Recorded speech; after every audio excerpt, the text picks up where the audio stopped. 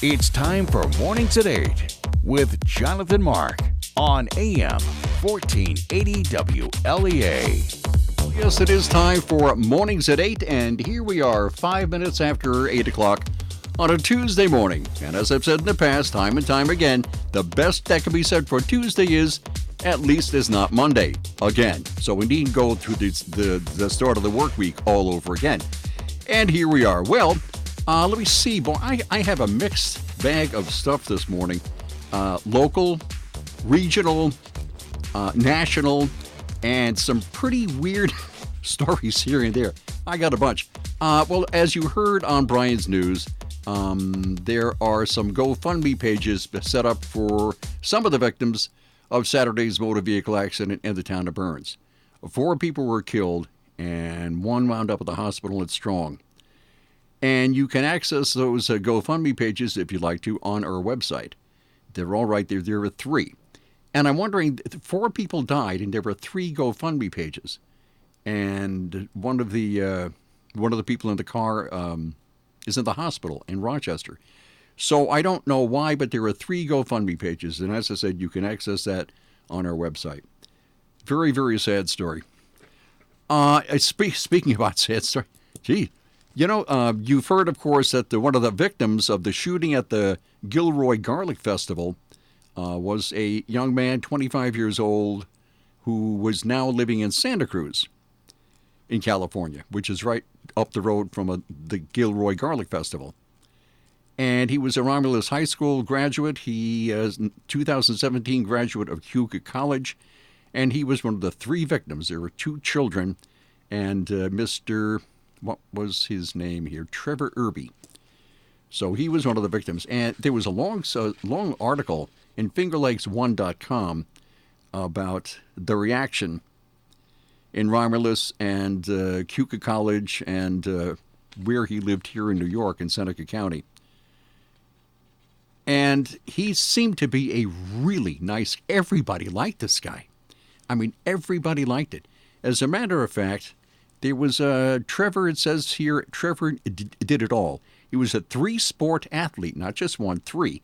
He was a prom king, a member of the National Honor Society and Drama Club, and that's just a few. There's more.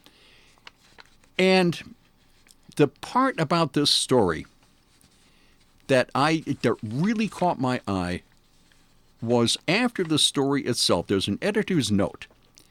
And the editor's note says, and I'm quoting here, "We will publicize dates and times of all public remembrances scheduled in Trevor's honor.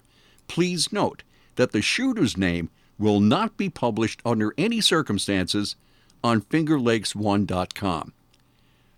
Congratulations. I think that's absolutely wonderful. It's about time that the media started doing that. The shooter's name will not be published under any circumstances. So whatever the shooter thought he was doing, or whatever fame he thought he was going to have, at least it isn't going to be on FingerLakes1.com. And as I said, that is about time. It's about time. That is a very, very good editorial policy. I think that's great. Okay, because who cares? Who cares what the nutjob's name was? I mean, really, who cares? They're not the important one. The important ones are the ones who die. They're the important ones. Their names should be mentioned, and their memory should be honored. Not some jerk who goes around shooting people like that, you know? All right, now, a little closer to home here. Apparently, we have a couple of buffalo, or several buffalo, on the loose, running amok near Albany. Where'd we get this? I don't know where I got this, but anyway, New York State Troopers at Richfield Springs, as I said, that's near Albany, and a local farmer are looking for the public's help in locating approximately 75 escaped buffalo. The owner of the buffalo has asked that anyone who sees them to contact them so he can attempt to bring them back to his farm. State troopers warn the public not to approach the buffalo since they are a wild animal and can be unpredictable. Okay, on July 25th, troopers were dispatched to Honey Hill Road in Roseboom after they received a report that the buffalo were eating second-cutting hay still growing in the fields, resulting in no forage that could be harvested. Vandals, they were also eating first-cutting round bales of hay. The troopers learned that a buffalo broke a gate, allowing approximately 75 of them to escape from a farm in the town of Sharon. Specifically, there were at least 30 adult buffalo, including 3 bulls and 45 calves, with approximately half of the calves being bulls. Troopers worked with the DEC and the owner of the buffalo last week to devise a plan to attempt to corral and funnel the buffalo. However, they believe they have already moved from the area. What do they sneak away? How is 75 buffalo going to sneak away from anywhere? Maybe they did. Anyway, so they have already moved from the area. That's what troopers think. Reports that the buffalo have been on Mill Pond Road in the town of Schoharie to Pleasant Brook in the town of Roseboom. So, if you happen to be near Albany and see 75 the buffalo roaming around, call the cops, call the DEC, do something. Okay. And also here in New York, I had this story, I believe, last week. And I don't know why I didn't run it then, but I didn't. You ever worked any overtime? Okay. The overtime can add up. And if you're a business owner, you know that overtime really does add up a lot, right? The title of the story, I got this from the New York Post. Long Island Railroad overtime cheat hung out at home on the clock, retired with full pension anyway. And the story goes, a Long Island Railroad worker who raked in more than $280,000 in pay last year, more than half from overtime, was busted hanging out at home while on the clock, according to a report obtained by the Post, the New York Post. But he was allowed to retire before he could be punished and collect his full pension on the public dime. And the guy's name is unimportant because you don't know him, I don't know him, nobody knows him here. He was a foreman with the Long Island Railroad's Building and Bridges Department who'd been at the agency since 1996. And he was caught by the MTA's Inspector General at or near his home on 10 occasions when he was on duty in April, May, and June of 2018. But he says he has nothing to apologize for. This is a quote. I'm retired now, and that's all I have to say, he said at his East Northport home.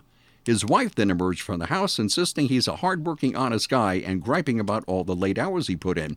If they hired enough guys and trained him to do the job, they wouldn't have to have called him at all hours to go to work. That's what his wife said. And the man was one of the top earners in the whole MTA in 2017, making a jaw-dropping $405,021. $405,021 with $295,490 coming from overtime, according to data from government watchdog group at the Empire Center. He was on track to earn a similarly staggering sum last year when the IG's office said it caught him filing fraudulent timesheets for time he was seen at home. Wow. On one occasion in May, he claimed to have worked at the Bethpage Yard on Long Island from 7:30 in the morning till 3:30 in the afternoon before hightailing it, that's the word here, before hightailing it to Manhattan's West Side Yard, where he worked 8 hours of overtime until 5:30 in the morning, the report says. But investigators say they saw him park his car and enter his home at 1:40 in the afternoon, and he was still there when they left at 4 in the afternoon. At 5:30 the next morning, when his West Side shift was supposed to wrap up, Murphy's car was still in the driveway. That's his last name. Okay, fine. And he emerged from the house and into his car by 7:10 a.m. His timesheets also showed seemingly impossible hours, and they really are. In one 5-day period in May, he claimed to have worked 114 out of a possible 120 hours. 114 out of 120 hours. And during a 4-day stretch in June, he claimed 92 out of a possible 96 hours. So in 4 days, he worked 92 hours. There's only 96 hours in 4 days, right? 24, 90, 96. So out of 96 hours, he worked 92. And when confronted by the IG's office later that month, he initially claimed his union contract allowed him to leave if he was finished working early, and then he got 2 hours travel time between the Bethpage yards and Manhattan, during which he often stops at home to shower. After further grilling, he later admitted that both were untrue, the report says. The IG recommended that he be disciplined up to and including termination, and that steps be taken to recoup pay for hours he didn't work. The MTA says it began a disciplinary action, but he retired before it could be completed, leaving his pension for 22 years on the job intact. So he wound up making $280,950 in 2018, $180,017 of which came from overtime, according to the Empire Center, and the MTA says it still plans to sue him for about $10,000 he didn't work. Now, in the same article, there is three other instances of people claiming overtime that they didn't work and all that, but it's a lot shorter. So you add up all this money, and you wonder how much people are ripping off the MTA. Holy cow. I mean, really? People working shifts of 32 hours? When this guy claimed he worked 32 hours, and in fact he was napping at the time. Wow, they really ought to keep a better track of how much money they spend. Holy mackerel. Nice. I wonder if there's an application form here. No, there's no application form. Oh, well, I guess I'll stay here. Let me see. Also, how safe are you online? We all know that the internet is a sieve. I mean, it is a sieve. And there's no privacy on the net. You know it and I know it, and that's all there is to it. And boy, are you vulnerable. Now, you heard this on the news this morning, I'm sure. 33-year-old woman from Seattle has been arrested for a huge Capital One hack after stealing data from more than 100 million credit card customers.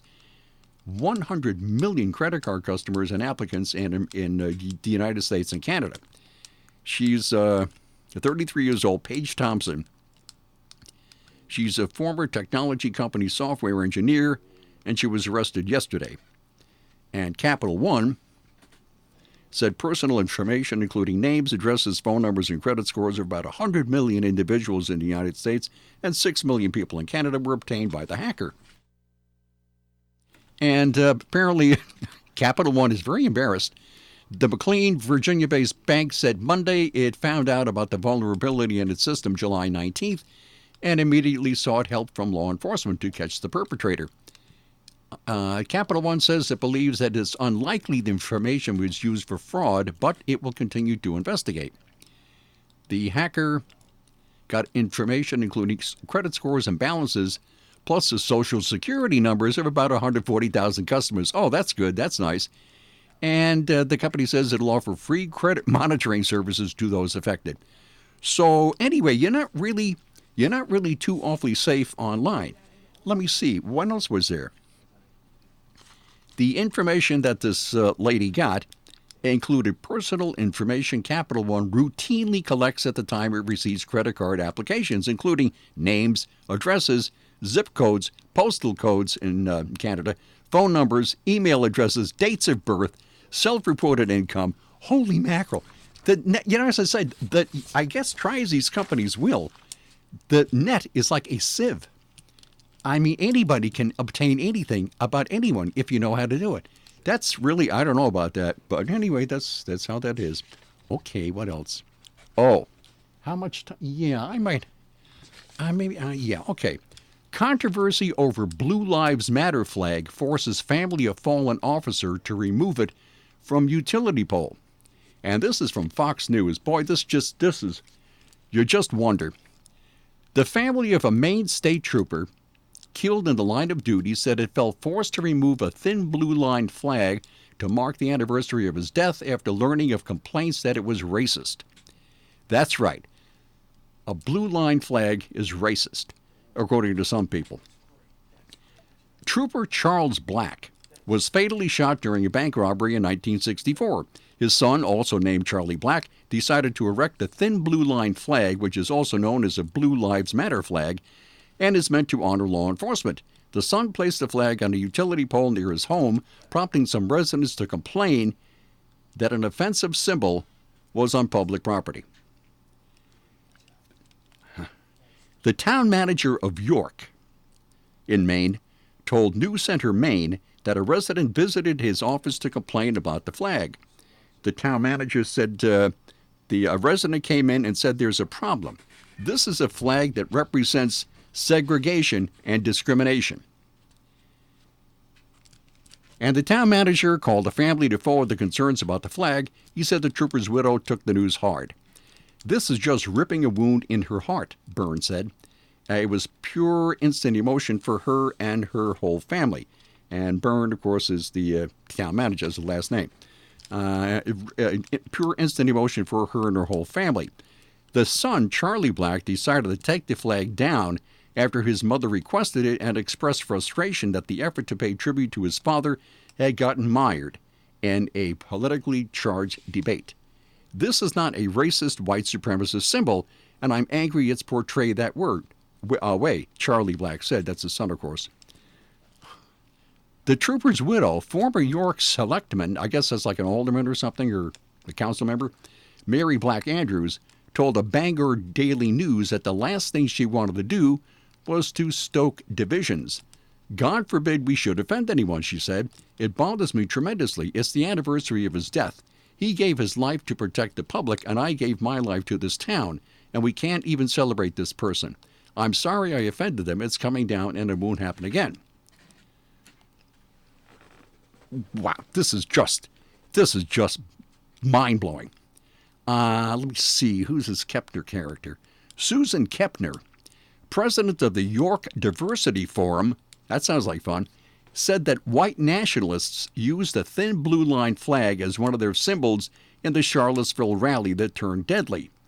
It looks just like an American flag, but it's black and white, Kepner told News Center Maine. That's Susan Kepner. We were concerned about the message it sends. We would just like positive messages out there. If people want to hang the flag on their private property, that's their right, but it could be a can of worms if we allow flags all over the town on those brackets. And who's this? The police chief of the town said the town does not have a policy about placing flags in places other than private residences. There's no policy about flags.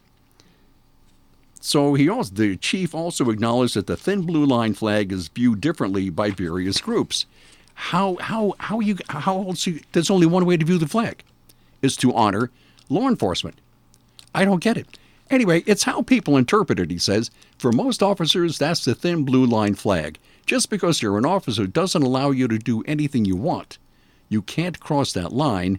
That's what it means to most of us. Okay. And over in Connecticut, there was another brouhaha when somebody displayed it in a memorial hall for law enforcement officers, which is near the state capitol building. Some Democratic legislators said the flag could be offensive to Black Lives Matter supporters. The Office of Legislative Management decided to take it down, but then put it back up. Why would you, what's, I don't know. It's very strange. It's very, very strange.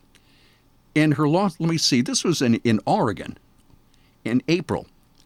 Some lady, let me see, in her lawsuit, this lady said that she demanded that a Blue Lives Matter flag be taken down because it co-opted the phrase Black Lives Matter and thus denigrated and diluted the original term. So you can't honor law enforcement officers. Huh. Okay, fine. That's where we've come. Okay. Insurance. You can do no better than the Ryan agencies with offices in Hornell, Jasper, and Wellsville. They are your local independent insurance agency. They do the insurance shopping for you. You have your own personal insurance shopper, really. That's what you have. They're insurance experts. They offer sound, unbiased advice. They are friendly. They're local. And they have a great website called, oddly enough, RyanAgency.com. The Ryan Agencies. From the Fox Sports Studios in Los Angeles, here's Eddie Garcia. News from Major League Baseball, where the New York Mets continue to be active leading up to Wednesday's trade deadline. One day after acquiring all-star pitcher Marcus Stroman from the Blue Jays, the Mets traded away left-handed starting pitcher Jason Vargas to the Philadelphia Phillies for a minor league catching prospect. Vargas is 6-5 this season with a 4.01 ERA. On the field, the Nationals get an Anthony Rendon grand slam home run to help beat the Braves 6-3. Washington moves 4.5 games back of Atlanta in the race for first in the NL East. It was the Rockies over the Dodgers 9-1. Colorado knocking off the top team in baseball with that win. The Marlins defeat the Diamondbacks 11-6. Arizona remains 4 games out of a wild card spot in the National League. And the Reds down the Pirates 11-6. Pittsburgh has dropped 9 in a row. News from the NFL with all-star running back Ezekiel Elliott holding out of training camp looking for a new contract. The Dallas Cowboys are bringing back running back Alfred Morris, who played last season with the 49ers. Before that, he played 2 seasons with the Cowboys.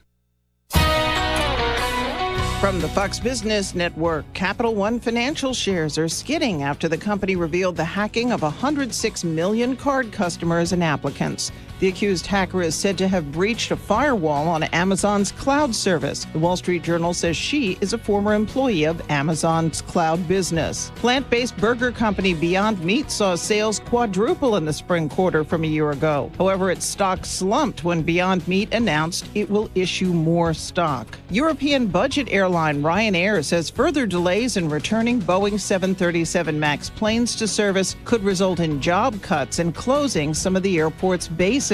Ryanair is committed to the MAX plane, though it says it's adding to its fleet of Airbus SE jets. The Dow was up 28 yesterday, NASDAQ down 36, S&P dropped 4. With the Fox Business Report, I'm Jenny Coselda.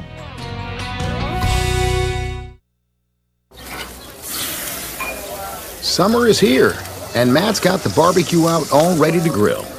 That's why he trusts Super Poly Grip, so he can enjoy his steak with full confidence. Poly Grip. Sounds like there's a party going on, but something's missing. The birthday gal's arrived, and thanks to Polydent, her bright smile is anything but a surprise. Polydent. Today at Simmons Rockwell Ford, receive up to $2,500 in Ford trade assistance with your 99 or newer vehicle trade. Now purchase a new 2019 Ford Escape SE 4x4, equipped with heated power seat, 8-inch touchscreen display, and alloy wheels with Ford trade assistance buy for only $21,999. Shop the Simmons Rockwell Ford dealership near you. Simmons-Rockwell.com. And here we are. Yes, sir. Things, I don't want to date myself, but I really, things have changed a lot in school. Things have really changed a lot, and I'm so glad I was in school when I was and not now, because it's a whole other ballgame. I mean, really, this is from Newsweek. Texas schools to drug test students in 7th grade. Students of a Texas school district must take drug tests before they're allowed to take part in certain extracurricular activities, including football, choir, and chess.